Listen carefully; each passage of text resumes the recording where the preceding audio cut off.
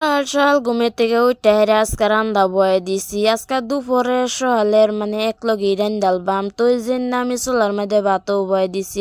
আসসালামু আলাইকুম কলিজার ভাই বোনেরা, আশা করি এনারা সবই ভালো আছেন। তো এনে গর্দ আমিও ভালাই। গ্যাসের দাম যা বাড়ছে, পরে কি করবাম? তো আমরা গরিব মানুষ, চুলাতেই রান্দা খাওয়ান লাগবো।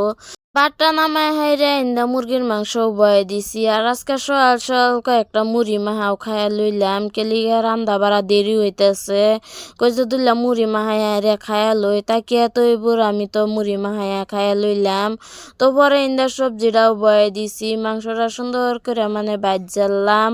বাইজা হাইরা সামান্য অল্প পানি দেলছি না, মাংস বলে গুইটা পড়ছে। পরে কই যে ঢাকনাটা গুইরা দিছিলাম, তো গুছাইরা দেখি মাংসটা কিরম হয়েছে।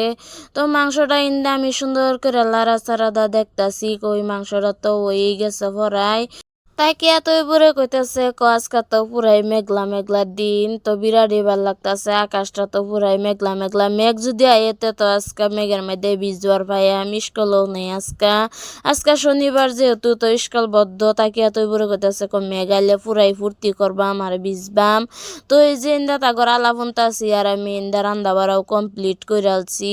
তো দেখুন ফাইনালি আমার সবজি হয়ে গেছে, কি সুন্দর কালার আইছে। আল্লাহ হাফেজ।